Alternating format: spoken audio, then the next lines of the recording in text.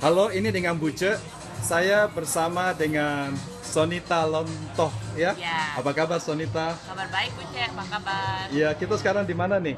Kita sekarang lagi ada di SLS Hotel di Beverly Hills ya. Ya, di Beverly Hills ya. Iya. Aku dengar kamu luar biasa sekali ya. Saya baca di Wikipedia-nya. Waktu itu pernah kerja di company yang sampai 6 sampai 8 bilion dolar ya. Iya, itu responsibility saya gitu Ya, di dulu company ya. itu. Ya, Dan dulu itu. dulu ya. Sekarang saya dengar lagi bikin company baru nih. Sebenarnya sih nggak bikin company baru ya Bu Cek. Jadi Iya.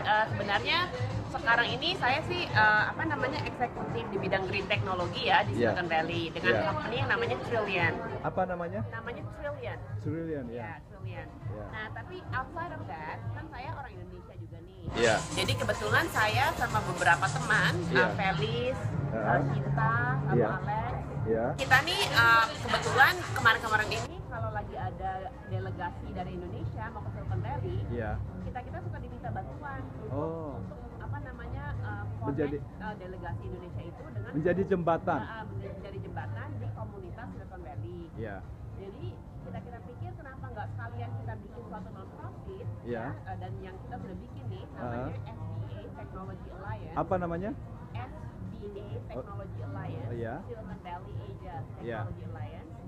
Ini non-profit baru kita ini misinya adalah untuk menghubungkan teknologi community di Indonesia Ya. dengan teknologi community di Silicon Valley. Jadi Oke. kita pengen menghubungkan kayak entrepreneur, tech entrepreneur di Indonesia dengan ekosistemnya Silicon Valley seperti Yeah. tech entrepreneurs di Silicon Valley, company di Silicon Valley, venture capital firms, and all the kind of important ecosystem yang akan berguna Yeah. untuk membuat entrepreneur Indonesia tuh supaya bisnis teknologinya bisa semakin maju.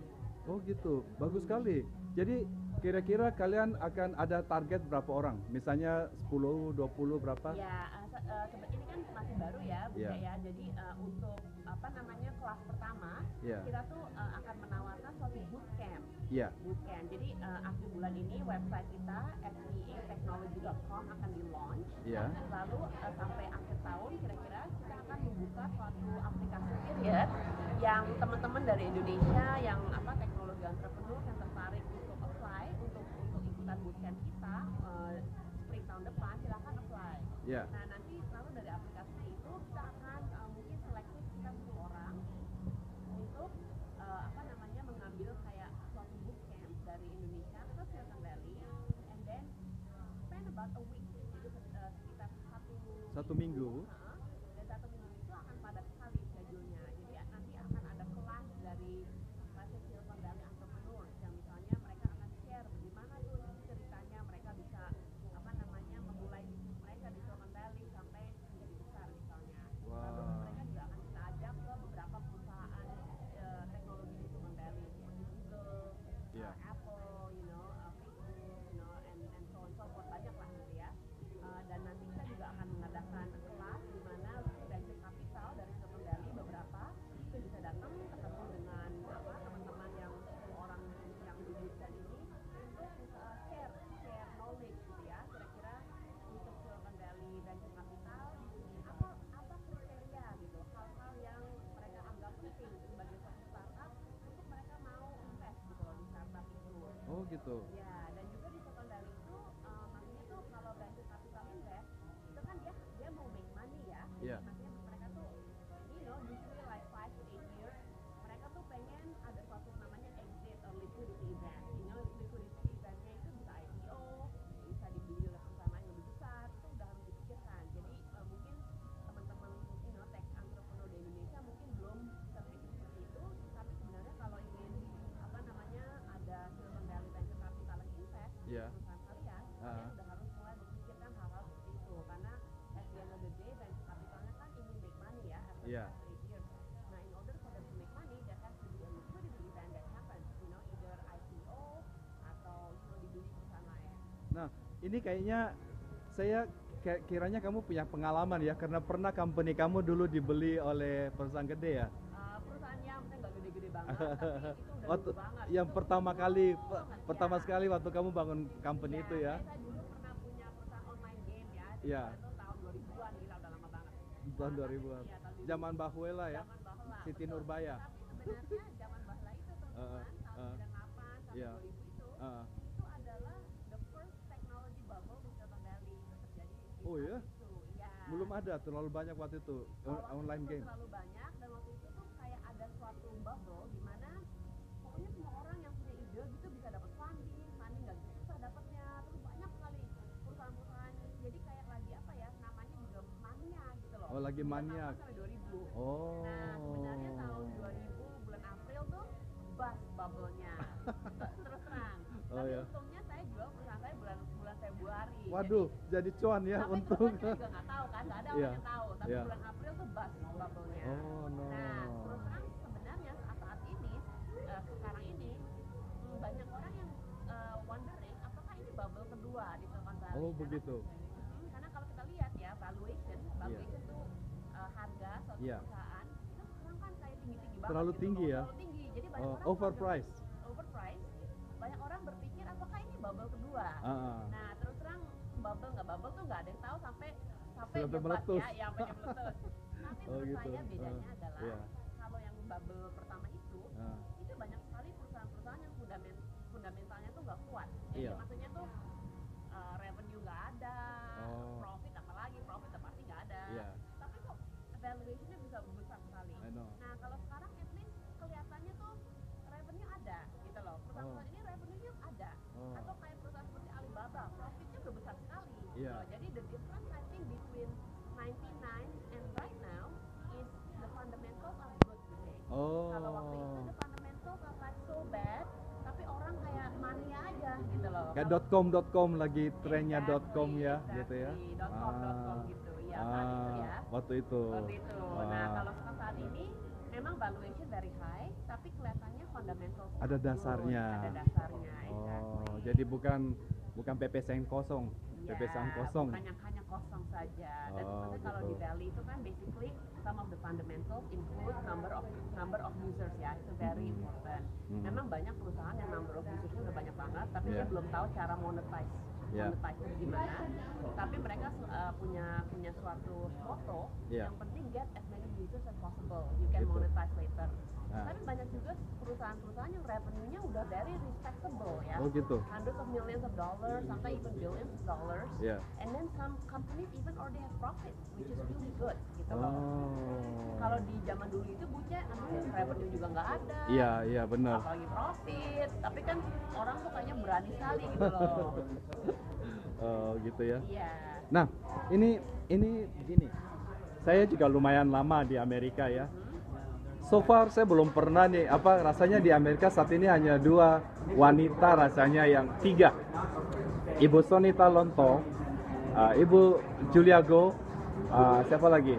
Sri Mulyani yang kita kenal gitu loh, yang cukup dikenal sebagai eksekutif gitu loh.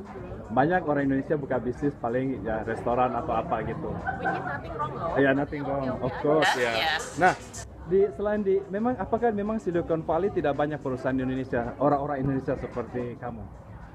Menurut saya sih ada ya Bu ya, tapi Iya. mungkin nggak ketahuan. Nggak ketahuan ya? Iya, menurut Oh. saya tuh ada, tapi mungkin tidak ketahuan. Oh, gitu ya? Ya, terus terang, I don't know whether I should share this, tapi ada seorang VC perempuan, dia tuh sebenarnya orang Indonesia, tapi I think she doesn't identify herself as an Indonesian. I think she, project herself as a American. American. Oh. Her name is Teresia Gao. Oh, Teresia. She's actually one of the top venture capital in Silicon Valley. Teresia Gao bukan Julia Gao. Oh, Julia Bukan, different. Teresia Gao. Yes. Oh. Tapi I think she moved here when she was like 3 years old. Oh. Jadi of maksudnya course. dia meskipun orang Indonesia, saya merasa dia lebih identify dengan Amerika. I see. Iya. Karena growing up here Karena ya growing dari up 3 here, tahun of course exactly. lah. Dan Iya. saya juga merasa mungkin banyak orang-orang seperti itu yang kita juga tidak Kita nggak tahu banyak Iya, ya. Karena mungkin Ah. last name-nya juga bukan Indonesian last name. Benar. anymore. Gue sudah different sekali. Ya, Right, betul. exactly. Oh, gitu. Wah, ini satu kehormatan nih ya. Apalagi saya dengar kamu kan juga banyak berbicara di seminar-seminar gitu ya. Dikenal di ini memberi. Kebanyakan waktu di seminar-seminar itu biasanya diberikan topik berbicara tentang apa? Oke. Topiknya cukup luas ya, jadi Iya. tergantung seminar seperti apa. Nah, kalau seminar yang bidang grid Iya. biasanya berbicara tentang smart grid, Iya. tentang Internet of Things, Iya. atau tentang green technology. Oh, green Nah, technology. kadang-kadang seminarnya juga bisa tentang women in technology.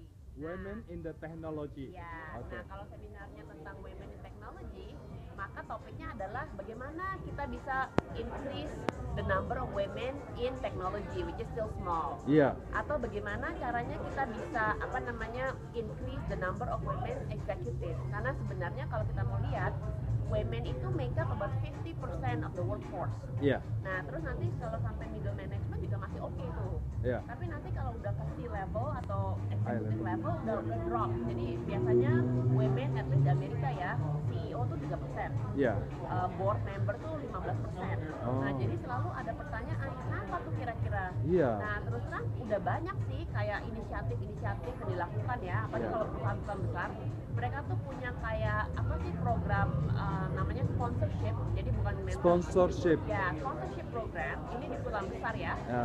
di mana mereka tuh match like high performing women with like a high ranking executive, you know, like di match gitu. Jadi Yeah. supaya mereka punya suatu formal sponsorship relationship. Yeah. Karena sebenarnya ini mungkin agak kontroversial sedikit. Sebenarnya ada suatu studi dilakukan oleh Harvard Business School ya. Yeah. Mereka bilang sebenarnya kebanyakan men Yeah. itu mereka tuh use sponsorship a lot untuk get ahead. Tapi sponsorshipnya itu tuh very natural karena kan men mereka suka misalnya pergi nonton sports together, mereka pergi main golf together. Nah mereka tuh main golf atau go to watch sports with like really high ranking. Betul. Orang-orang ya. Orang-orang very Yeah. high ranking and Benar. most of them are men. Iya. Nah sedangkan kalau woman kan, apalagi kalau womannya agak young, maybe she feels uncomfortable. Betul, untuk di tengah-tengah pergi. laki-laki gitu Iya, ya. apalagi kan kebanyakan laki-laki yang berkuasa kan they're older men, right? Iya. Nah, jadi makanya perusahaan ini bilang atau Harvard studi ini bilang women tuh don't know how to use the power of sponsorship to get ahead. Dan juga women tuh merasa uncomfortable kalau harus maksudnya tuh ada hubungan dengan much older like executive. Of course, Nah, yeah. jadi makanya perusahaan ini bilang, ayo kita bikin programnya menjadi formal supaya relationship-nya tuh transparent and safe. Jadi nggak ada lagi uncomfortableness ini. Oke. Nah, Bu Ce, saya mau share dengan kamu. Ya, saya kira sekarang sudah hampir ini. Oke. Jadi kita bikin di session kedua share mengenai woman ya. Terima kasih sekali lagi ini interview dengan Sonita Lonto, Ibu Sonita Lonto dan Bu Ce ya. Apa kabar? LA ya. Ya, oke. Oke, baik. Awesome.